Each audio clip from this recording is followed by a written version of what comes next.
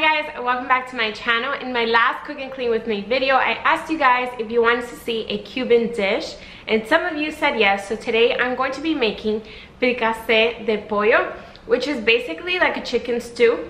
Now all throughout our culture, this dish is done very differently, but the base of it always stays the same. So that's what I'm going to teach you guys today, is how to make the base or the core of the fricassé de pollo.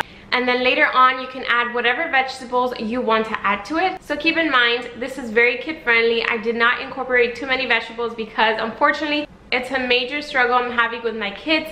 They do not want to eat vegetables, so somehow, some way, I have to kind of sneak it in. But overall, my kids love this dish, so I know your kids will like it too. So if you'd like to see how to recreate this authentic Cuban dish, then just keep watching.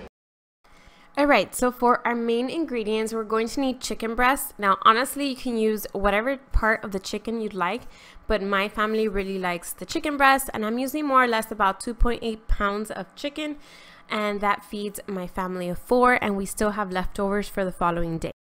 I will be using the lime juice of about 1.5 limes, 5 cloves of garlic, 1 whole yellow onion, 1 whole green bell pepper, 16 ounces of tomato sauce, 1 cup of dry white wine, and then later on you'll see I'm also going to need 1 cup of water, some olive oil, and then the main seasoning I'm using here is complete seasoning. It's a very traditional Hispanic seasoning that we use. And then I'm also going to use 2 bay leaves just to add an extra kick of flavor, and then some baby Dutch yellow potatoes, but really you can use russet potatoes as well. Now for my first side, I will be making some plátano frito, or how you guys might know it, some fried plantains. And for this, you just need 2 ripe plantains and some oil to cook them in. Now, if for whatever reason your grocery store does not carry plantains, then you can check the freezer aisle for this pack. These work just as fine.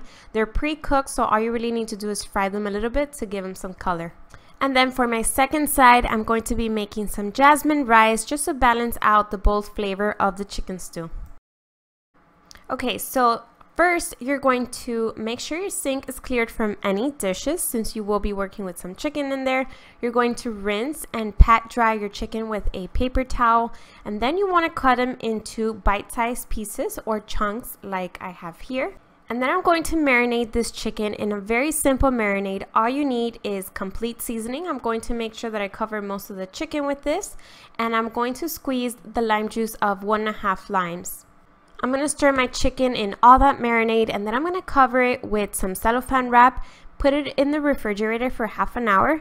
Now keep in mind that the longer the chicken sits in this marinade, the more flavorful it will be. So the longer it sits, the better it's going to taste. While that sits, I'm going to start cooking the jasmine rice in my rice cooker, and then I'm going to begin chopping up all the ingredients that I'm going to need for the chicken stew. I have already cut my potato into bite-sized pieces, and then I'm going to move on to the bell pepper, the onion, and the garlic. I'm going to roughly chop the bell pepper and the onion, but the garlic, I'm going to try my best to mince it as small as possible.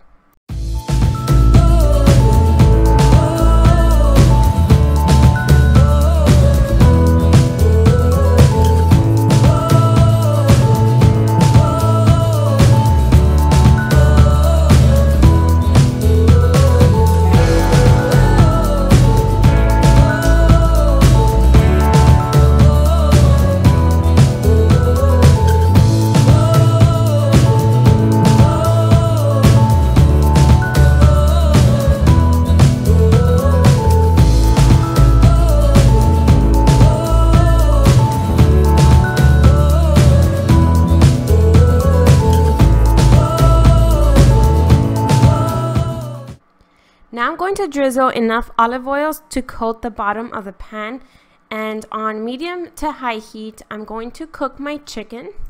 And once the chicken has been cooked, I'm going to transfer it to a bowl, and then in that same pan, I'm going to add my bell peppers and onions, and I'm going to cook this through until the onions have become translucent.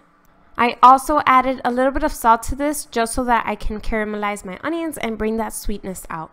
Next, I'm going to be adding the garlic and stirring that in, and it only takes maybe half a minute to cook through. Garlic is something that cooks very quickly. Next, I'm going to add the 16 ounces of tomato sauce. Now, I have no idea where I placed my can opener, so I did have to use a bottle opener just to poke a hole in this. That's why you see me struggling a little bit with the tomato sauce, but I did get all 16 ounces in there.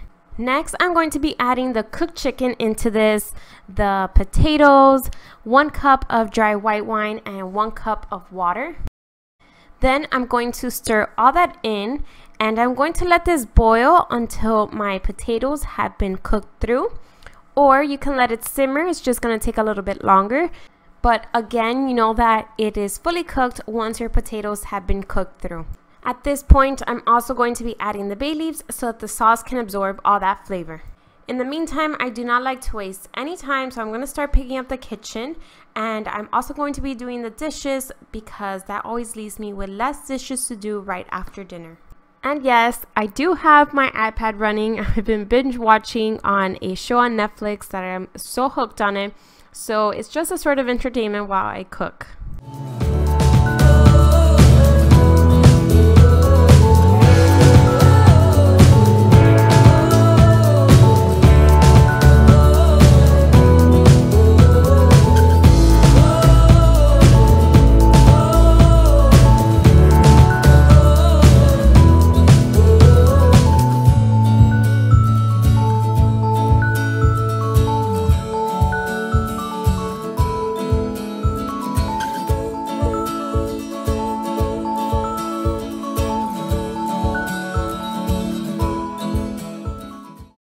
My potatoes are just about finished cooking, so I'm going to start my fried plantains, and I'm going to cut the plantain into little wedges. And I'm also going to be heating up some frying oil in a pan. Once the oil is hot enough, you can start putting in your plantains, and you want to cook both sides evenly till they have a golden color. Now, personally, my grandma has always made them a certain way that I've gotten used to eating them like that, but she likes to cook them just a little bit overdone, where they're almost like a little bit blackened, but honestly, they taste so good and so sweet that way. So I have always cooked them the same way as she does, but you don't need to cook it this long, just until they have a golden color. Once they've been fried, you can lay them on a paper towel just so that the paper towel can absorb most of that oil in there, and then when you bite into them, you're not biting on pure oil. Then I'm going to fluff up my rice, and that's it. Dinner's done, and this just tasted so delicious. When my husband got home from work, he actually made a simple avocado salad. It just has avocado, some purple onion, and he put a little bit of salt on them, and that tastes so good with this dish as well.